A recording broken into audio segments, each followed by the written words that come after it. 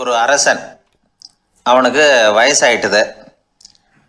அதனாலேயே இந்த கவலை பயம் எல்லாமும் அதிகமாயிட்டுது. மரண பயம், ராத்திரியில் சரியாக தூங்க முடியல, இப்படி ஆயிட்டுது நிலைமை. அந்த அரசன் ஏற்கனவே எப்படின்னா போர்க்களங்களில் எத்தனையோ பேரை ஓட ஓட விரட்டியிருக்கிறான். இருந்தாலும் இப்போ அந்த துணிச்சல்லாம் எங்கேயோ போயிட்டுது. பேசாமல் படுத்துருக்கிறான். அப்படியே படுத்தாலும் தான் தூக்கம் வர மாட்டேங்குது. என்ன பண்ணலாம்னு யோசித்தான் இந்த மன்னன். உடனே எல்லா அமைச்சர்களையும் கூப்பிட்டான். எனக்கு நிம்மதி இல்லை, எதை நினச்சாலும் பயமாக இருக்குது, எனக்கு ஒரு ஆலோசனை சொல்லுங்க அப்படின்னா. என்ன ஆலோசனை வேணும் அப்படின்னு சொல்லி கேட்டாங்க. எனக்கு ஒரு நெருக்கடியான சந்தர்ப்பம் ஏற்பட்டு போச்சுன்னு வச்சுக்கோங்க. அந்த நேரத்தில் நீங்கள் யாருமே என் பக்கத்தில் இல்லை ஆலோசனை சொல்கிறதுக்கு அப்படின்னா, அந்த சமயத்தில் எனக்கு உபயோகப்படுற மாதிரி ஒரு வாசகம், பொன்மொழி ஏதாவது சொல்லுங்கள். அதை நான் என்னுடைய வைர மோதிரத்துக்கு அடியில் பதிச்சு வச்சுக்கிறேன் அப்படின்னார். தேவைப்படுறப்போ உதவும் அப்படிங்கிறதுனால. அவர் போட்டிருந்த மோதிரமும் அதுக்கு தகுந்த மாதிரியே திறந்து மூடுறது மாதிரி அமைஞ்சிருந்தது. ஏதாவது வாசகம் எழுதுனா உள்ற வச்சுக்கலாம், அதுக்கான வசதி அதில் இருந்தது. அமைச்சர்கள்லாம் யோசனை பண்ணாங்க. இது மாதிரி ராஜா கேட்குறாரு, என்ன வாசகம், அதாவது பொன்மொழி சொல்லலாம் அப்படின்னு எல்லாரும் யோசனை பண்ணாங்க. ஒருத்தருக்குமே சரியாக தோணலை, ஒரே குழப்பமாக இருந்தது. ஏன்னா நெருக்கடியான சமயத்தில் உபயோகப்படுறது மாதிரி ஒரு பொன்மொழி வேணும்னு சொல்லியிருக்கிறார். அப்படி இப்படி யோசித்து பார்த்தா ஒன்றுமே தோணலை.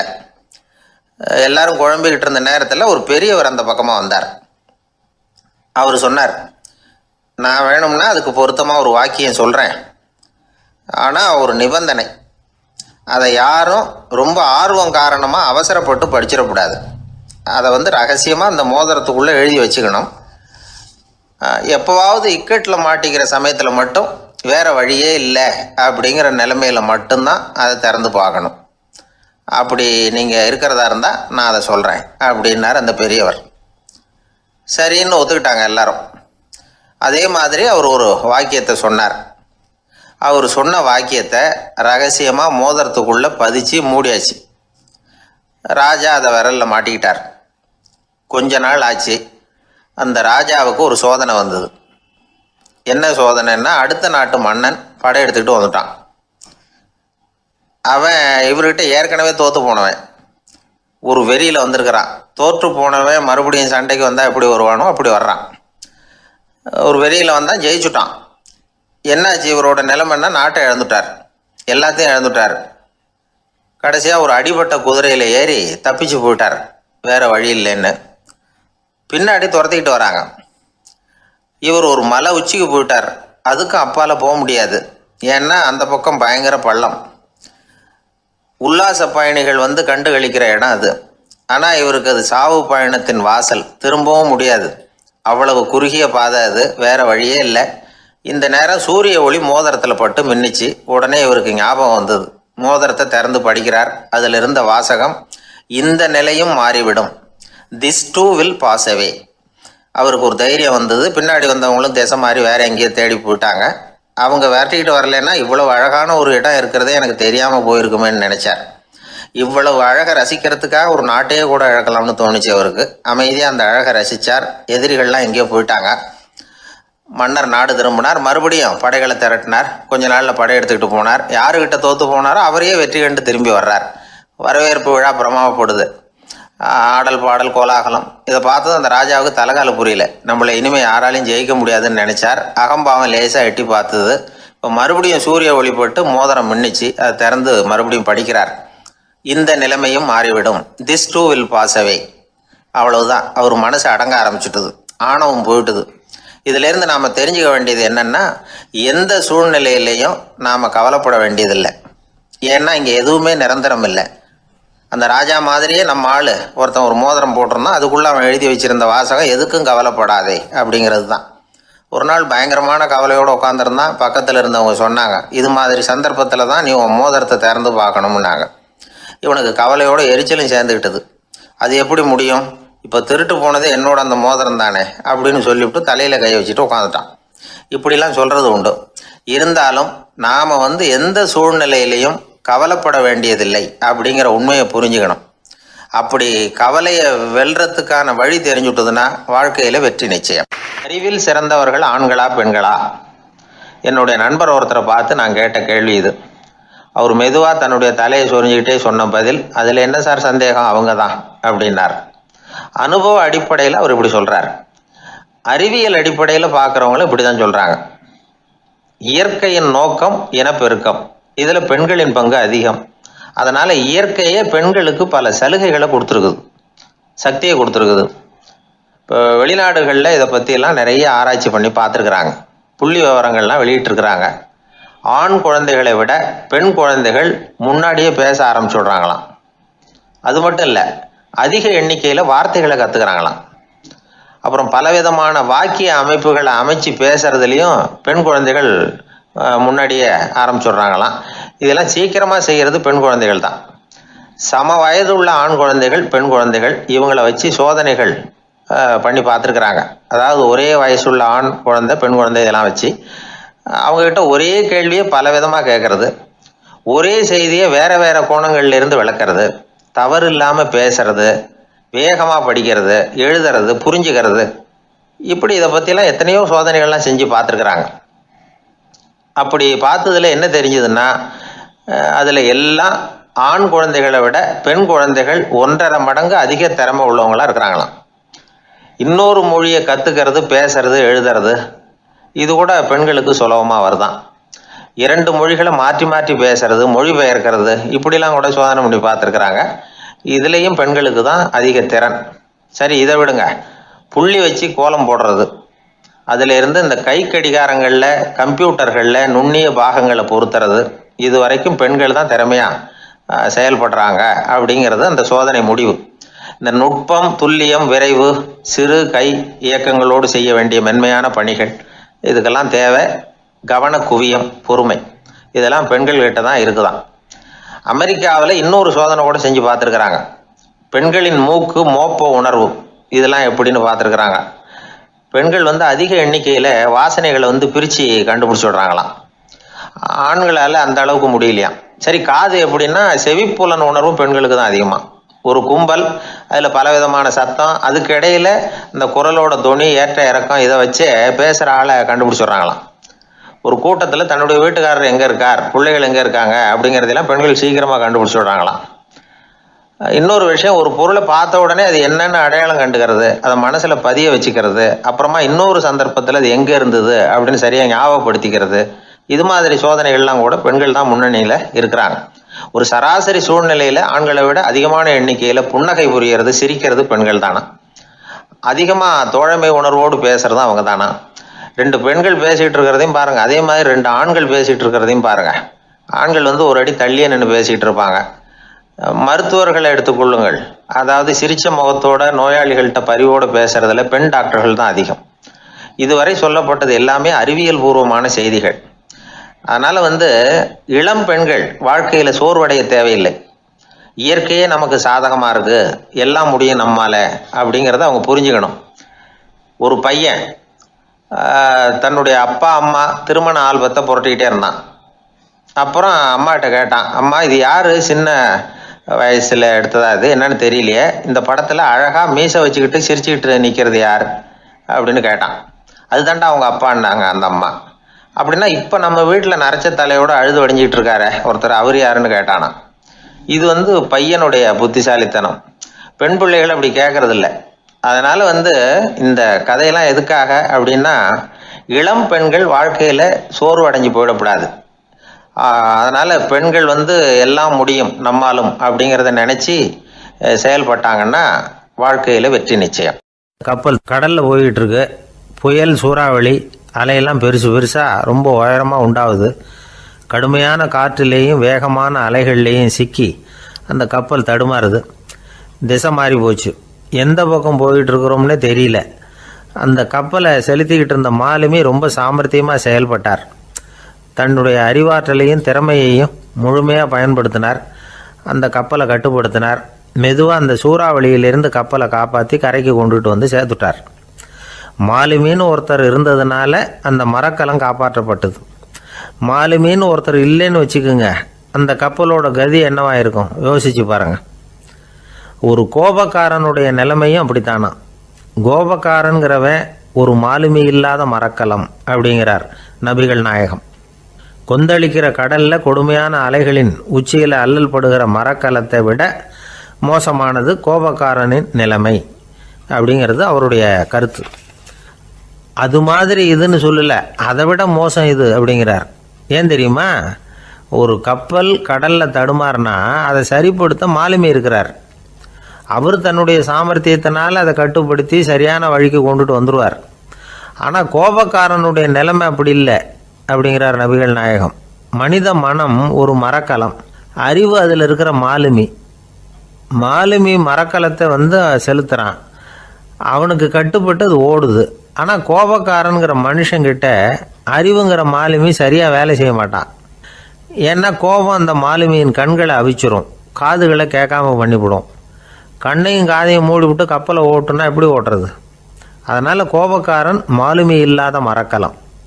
இடி மின்னலில் மாட்டிக்கிட்டு கஷ்டப்படுற கப்பல் மாதிரி கஷ்டப்படுறான். பெரியவங்கள்லாம் என்ன சொல்கிறாங்க? உனக்கு கெடுதல் பண்ணவனுக்கும் நீ நன்மையை செய், எவருடைய விருப்பு வெறுப்பையும் பொருட்படுத்தாதே. பரம எதிரிக்கும் நீ நன்மை செய்ய ஆரம்பித்தா உன்னுடைய தூய நிலையை பார்த்துட்டு அவனும் உனக்கு நெருக்கமான நண்பனாக ஆயிடுவான். இதுதான் பெரியவங்க நமக்கு சொல்லியிருக்கிறது. புனித குரான் சொல்கிறது என்ன? தீமையை நன்மையை கொண்டே நீர் தடுத்து கொள்ளும் அப்படின்னு சொல்லப்பட்டிருக்கு. அதில் இன்னா செய்தாரை ஒருத்தல் அவர் நாண நன்னயம் செய்து விடல் அப்படிங்கிறார் திருவள்ளுவர். செல்வந்தர் ஒருத்தர்கிட்ட ஒரு சிறுவன் ஆடு மேய்ச்சிக்கிட்டு இருந்தானா. பெரியவர் அவனை கூப்பிட்டு, நீ நேராக போய் ஒரு ஆட்டில் உள்ள ரொம்ப நல்ல பகுதி எதுவோ அதை எடுத்துக்கிட்டு வா அப்படின்னாரான். இவன் போனான். ஒரு ஆட்டு உடம்புல இருந்த நாக்கு, இருதயம், இது ரெண்டையும் எடுத்துகிட்டு வந்து கொடுத்தானான். பெரியவர் வாங்கி பார்த்தார். அதுக்கப்புறம் இப்போ நீ போய் இன்னொரு ஆட்டில் இருக்கிற ரொம்ப கெட்ட பகுதி எதுவோ அதை எடுத்துகிட்டு வா அப்படின்னாரான். இவன் போய் எடுத்துகிட்டு வந்தான். அவன் கையில் இருந்தது மறுபடியும் அதே மாதிரி நாக்கு, இருதயம், இது ரெண்டும் தான். என்னது இப்பவும் அதையே கொண்டுட்டு வந்திருக்கிற அப்படின்னாரான் பெரியவர். இவன் சொன்னானா, ஒரு உடம்புல உள்ள ரொம்ப நல்ல பொருளும் இதுதான், ரொம்ப கெட்ட பொருளும் இதுதான் அப்படின்னானா. இளம் வயசில் இப்படி பதில் சொன்னவர் தான் பேரறிஞர் லுக்மானுல் ஹக்கீம் அவர்கள். கோபப்படாமல் இருந்தால் இது ரெண்டும் நல்லா வேலை செய்யும், கோபப்பட்டால் இது ரெண்டும் மோசமாக வேலை செய்யும். அதை புரிஞ்சுக்கிறதுக்காகத்தான் இன்றைக்கி இந்த தகவல். கோபம் வந்துட்டால் நாம் என்ன செய்கிறோங்கிறது நமக்கே தெரியாது.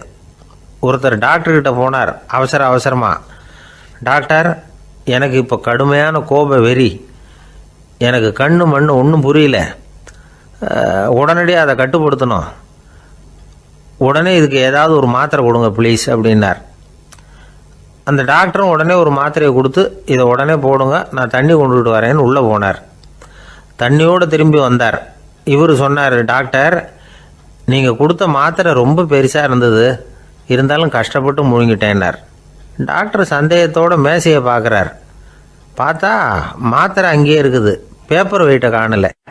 தானத்தில் சிறந்தது எது அப்படின்னு ஒரு கேள்வியை கேட்டு, தானத்தில் சிறந்தது நிதானம் அப்படின்னு அதுக்கு ஒரு பதிலும் சொல்கிறவங்க உண்டு. நிதானம் ரொம்ப அவசியம், அதுவும் இன்றைய உலகத்துக்கு ரொம்ப அவசியம். இன்றைக்கி உலகம் ரொம்ப பரபரப்பாக போய்கிட்டு இருக்குது. பொறுமையாக இருக்கணும்னு நினைக்கிறவங்களால கூட அப்படி இருக்க முடியறதில்ல. பொறுமையை சோதிக்கிறது மாதிரி பல சம்பவங்கள், அதையெல்லாம் சந்திச்சே தீர வேண்டியிருக்குது. எங்கே போனாலும் க்யூவில் நிற்க வேண்டியிருக்குது, எங்கே போனாலும் காத்துக்கிட்டு இருக்க வேண்டியிருக்கு. ஆஃபீஸ்லேயோ வீட்லேயோ கூட நீங்கள் நிதானமாக பொறுமையாக நடந்துக்க தெரியலன்னா உங்களுக்கு சிடுமூஞ்சி, முசுடு இப்படிலாம் பேர் வச்சுருவாங்க. அது உங்களுக்கு தேவையா? சரி, வாழ்க்கையில் பொறுமைசாலின்னு பேர் வாங்கிறதுக்கு என்ன வழி?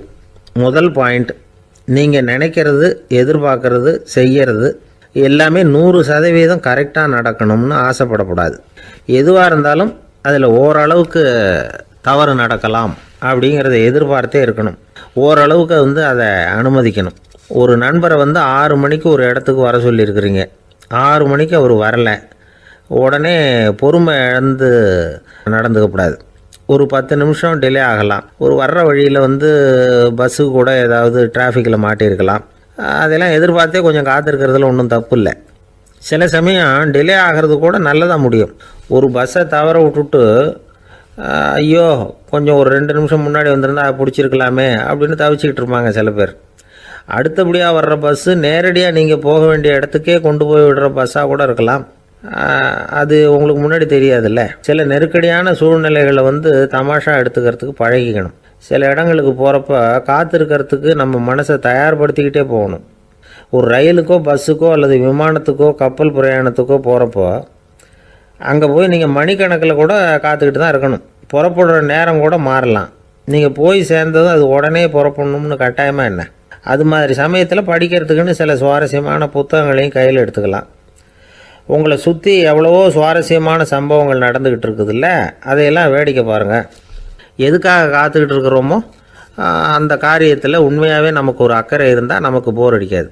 சில கோயில்களில் பார்த்துருப்பீங்க, தரிசனத்துக்காக பக்தர்கள் நாள் கணக்கில் காத்துக்கிட்டு இருப்பாங்க. அவங்களெலாம் அழுத்துக்கிறது இல்லை. ஆண்டவனை தரிசிக்கணுங்கிற உண்மையான அக்கறை இருக்கிறதுனால அவங்களுக்கு போர் அடிக்கிறது இல்லை. ஆனால் சில சினிமா தியேட்டரில் கூட பார்க்கலாமே, சினிமா கியூ கூட அப்படி தான். சாயந்தரம் 6 மணி ஆட்டத்துக்கு காலம்பரம் 6 மணிக்கே போய் கூட காத்துக்கிட்டு இருப்பாங்க. அவங்களுக்கெல்லாம் போர் அடிக்காது, படம் பார்க்குற ஆர்வம். இன்னொரு முக்கியமான விஷயத்தை நாம் பழக்கப்படுத்திக்கணும். லிவ் ஃபார் தி மூமெண்ட் அப்படிங்கிறாங்க நிபுணர்கள். ரொம்ப பேர் எப்படின்னா அடுத்தபடியாக நடக்க போகிற விஷயத்திலேயே கவனமாக இருப்பாங்க. அந்த நினைப்புலேயே இந்த நிமிஷத்தை பொறுமை இல்லாமல் கழிப்பாங்க. ஒருத்தர் இருக்கார், அவர் எப்படின்னா ஆஃபீஸ் முடியறதுக்குள்ளேயே சார் 5 மணிக்கெல்லாம் ரெடியாக இருங்க, நாம் அந்த ஹோட்டலில் போய் டிஃபன் சாப்பிட்ணும் அப்படின்னு 4 மணிலேருந்து சொல்லிகிட்டு இருப்பார். 4:55 பரபரப்பாக ஓடி வருவார். 2 பேரும் புறப்படுவோம், ஹோட்டலுக்கு போவோம், சாப்பிட்டுக்கிட்டு இருப்போம். அப்படி சாப்பிட்டுட்டு இருக்கிறப்ப சார் சாப்பிட்டு முடித்ததும் நேராக ஒரு ஜவுளி கடைக்கு போகிறோம் அப்படிம்பார். பரபரக்க சாப்பிட்டு முடிப்பார், புறப்படுவார். ஜவுளி கடையில் அவசரமாக சீக்கிரம் பில் போடுங்க சார், சினிமாவுக்கு நேரம் ஆகிடும்பார். சினிமா தியேட்டரில் உட்காந்து அடுத்தபடியாக எங்கே டின்னர் சாப்பிட்றதுன்னு யோசனை பண்ணிகிட்டு இருப்பார். ராத்திரி படுக்கையில் விழுந்ததுக்கு அப்புறமும் நாளைக்கு காலையில் எழுந்திரிச்சதும் அதை பண்ணணும் இதை பண்ணணும்னு திட்டம் போட்டுக்கிட்டே இருப்பார். அதாவது எப்போவும் அடுத்த நிமிஷம், அடுத்த நாள், அடுத்த வாரம், அடுத்த வருஷம், இதுதான் அவங்க சிந்தனை. இந்த நிமிஷம் என்ஜாய்மெண்ட்டை அவங்க இழந்துடுறாங்களாம். அதனால தான் வாழ்நாள் பூரா பொறுமையின்மை, அவஸ்தை, அல்லல். அதனால் நாம் எல்லோரும் வாழ்க்கையில் நிதானமாக இருக்கிறதுக்கு கற்றுக்கணுமா.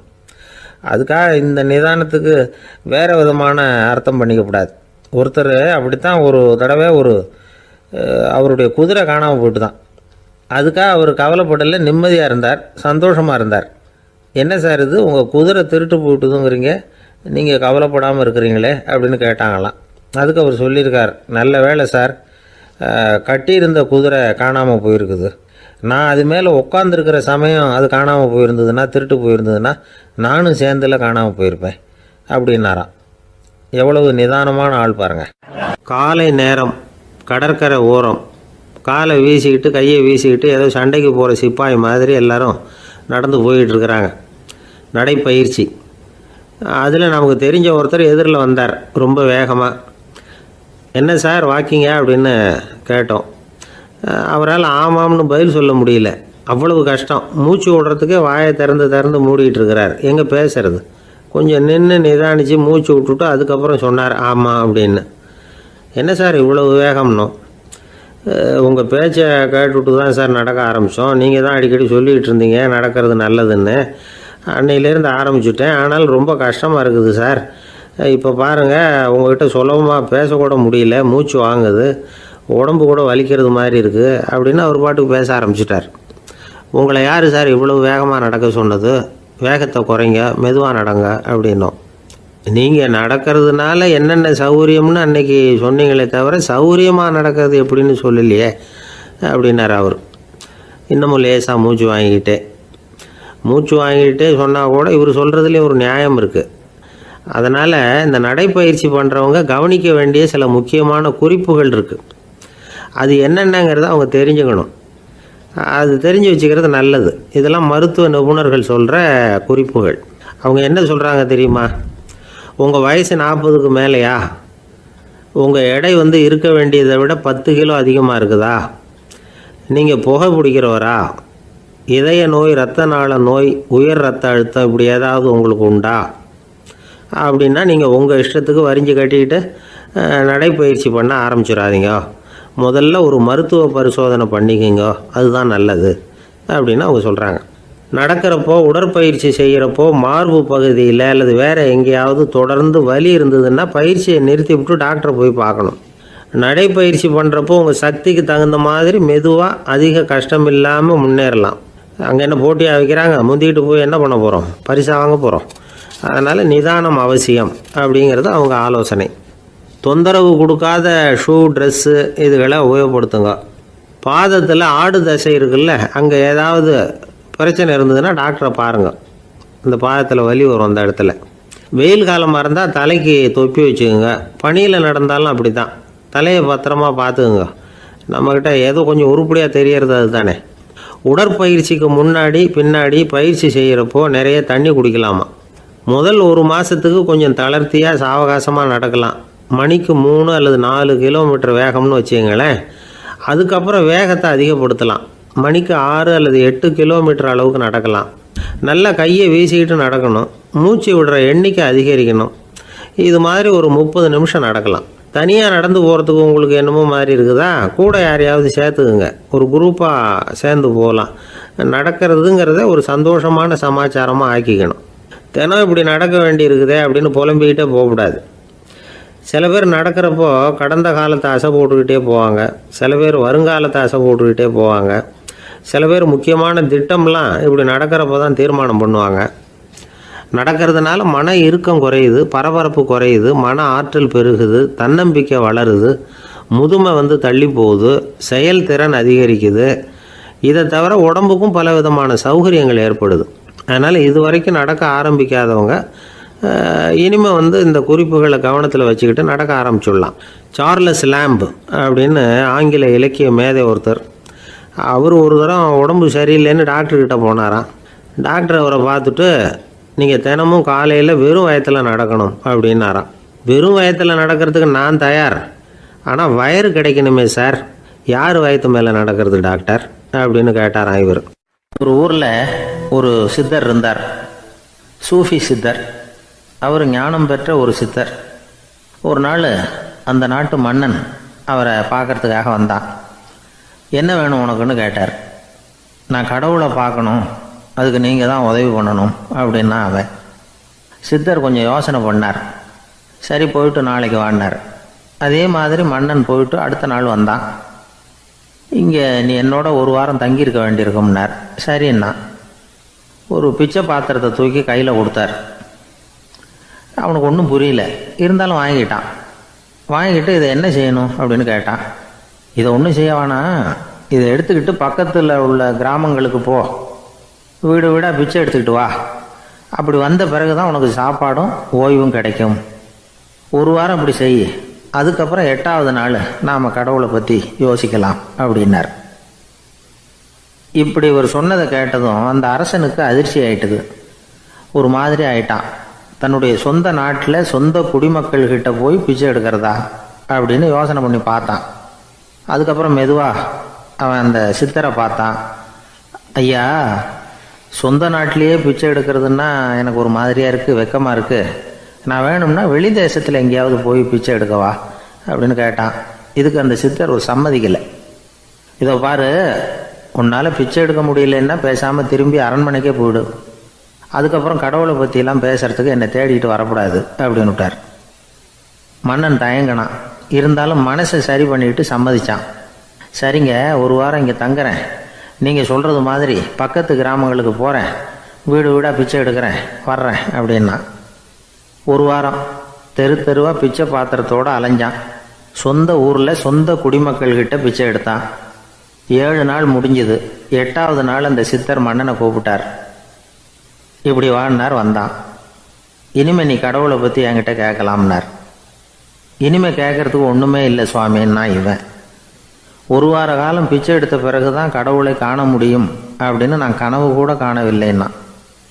அப்படின்னா நீ பிச்சை எடுத்த காலத்தில் அப்படி என்னதான் நடந்தது அப்படின்னு கேட்டார் அவர்.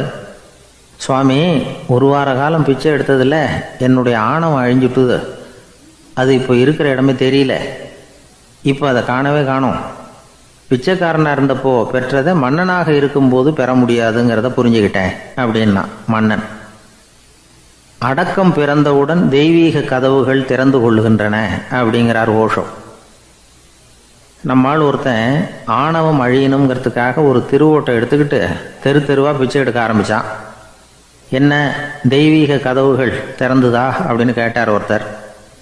தெய்வீக கதவு திறக்கிறதுக்கு முன்னாடியே எங்கள் வீட்டு கதவு சாத்திக்கிட்டுதுன்னா.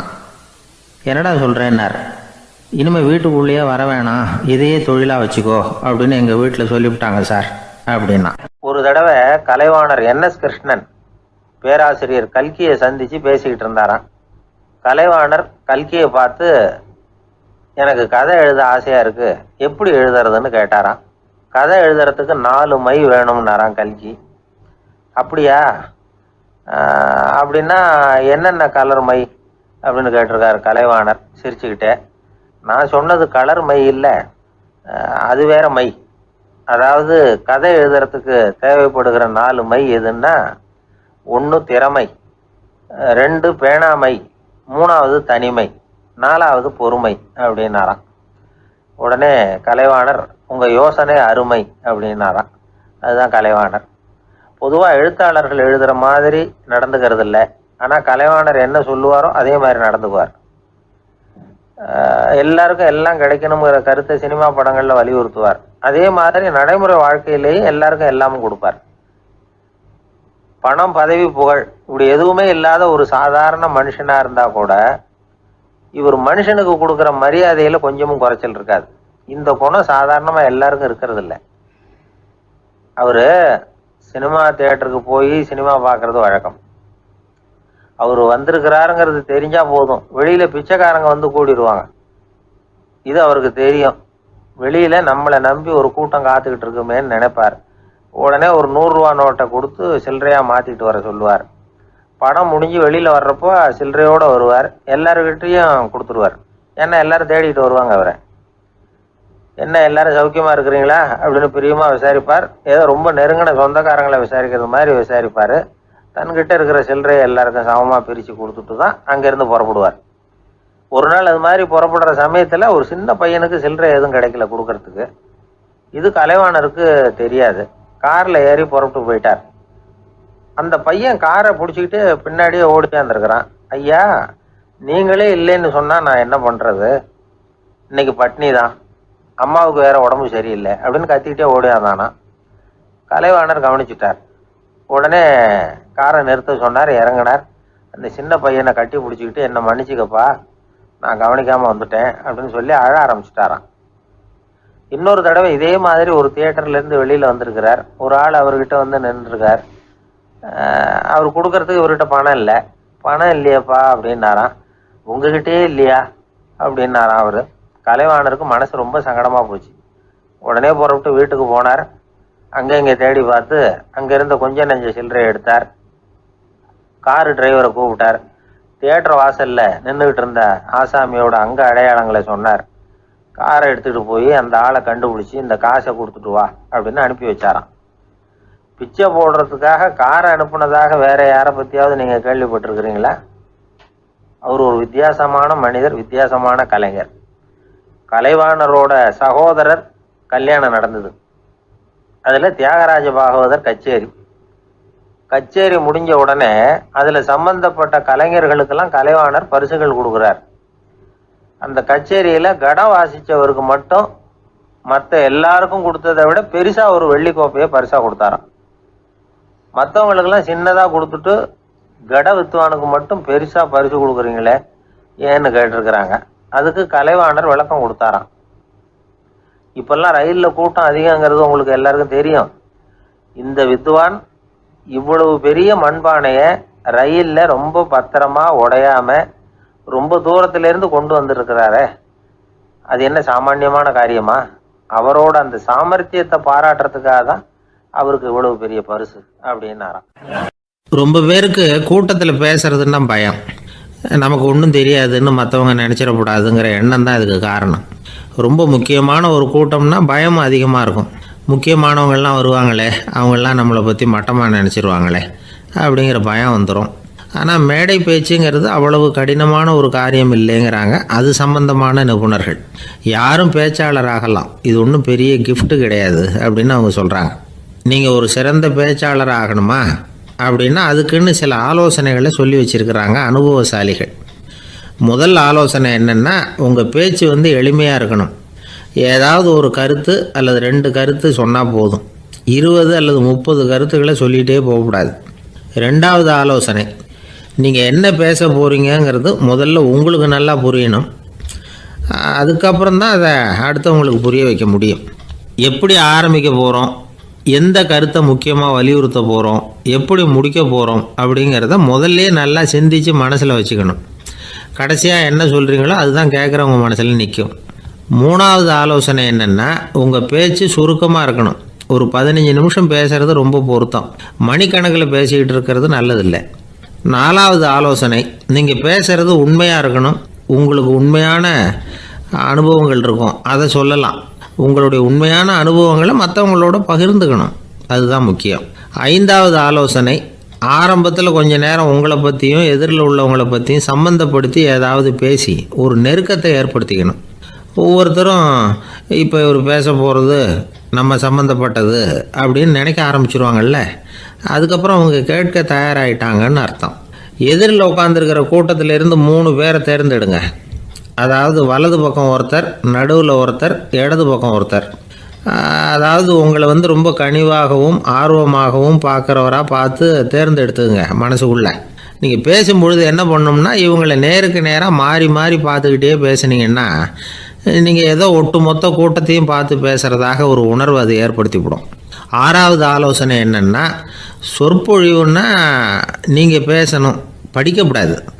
எழுதி படிக்கிறது நல்லா இருக்காது. குறிப்புகள் வேணும்னா வச்சுக்கலாம். படிக்கிறது பேப்பர்லேருந்து வர்றது மாதிரி இருக்கும், பேசுகிறது இதயத்திலேருந்து வர்றது மாதிரி இருக்கும். அப்புறம் 7வது ஆலோசனை சொல்கிறாங்க. அது என்னென்னா, மேடையில் ஏறி நின்ன உடனே இயல்பாக மூச்சை இழுத்து விட்டுங்க, இயல்பு நிலைக்கு வாங்க, அதுக்கப்புறம் இயல்பாக பேச ஆரம்பிக்கலாம் அப்படிங்கிறாங்க. இவ்வளவும் பேச்சு கலையில் வல்லுநர்களாக இருக்கிறவங்க சொல்லுகிற ஆலோசனைகள். இதையெல்லாம் கடைபிடிச்சா நமக்கும் அதுக்கும் வெகு தூரம்னு நினச்சிக்கிட்டு இருந்த ஒன்று இப்போ கிட்டத்தில் நெருங்கி வந்துடும். நாம் சொல்கிறபடியெல்லாம் அது கேட்கும். ஒரு பேச்சாளர், அவருக்கு சுருக்கமாகவே பேச தெரியாது. மேடையில் ஏற்றி விட்டுவிட்டா போதும், ஆரம்பிச்சிருவார், நிறுத்த மாட்டார், பேசிக்கிட்டே இருப்பார். ஒரு தடவை அவர் ஒரு கூட்டத்தில் ரொம்ப நேரம் பேசிக்கிட்டே இருக்கிறார். எதிரில் பொறுமை இழந்த ஒருத்தர் தன்னுடைய கை கடிகாரத்தை காட்டினார். அதை கவனித்த பேச்சாளர், மன்னிக்கணும், கை கடிகாரம் நான் கொண்டுகிட்டு வர மறந்துட்டேன், அதுதான் நேரம் போனதே தெரியல அப்படின்னு சொல்லியிருக்கிறார். இதுக்கு அவர் சொன்னாராம் கோபமாக, ஏய்யா கடிகாரத்தை தான் பார்க்க முடியல, மறந்துட்டேன்,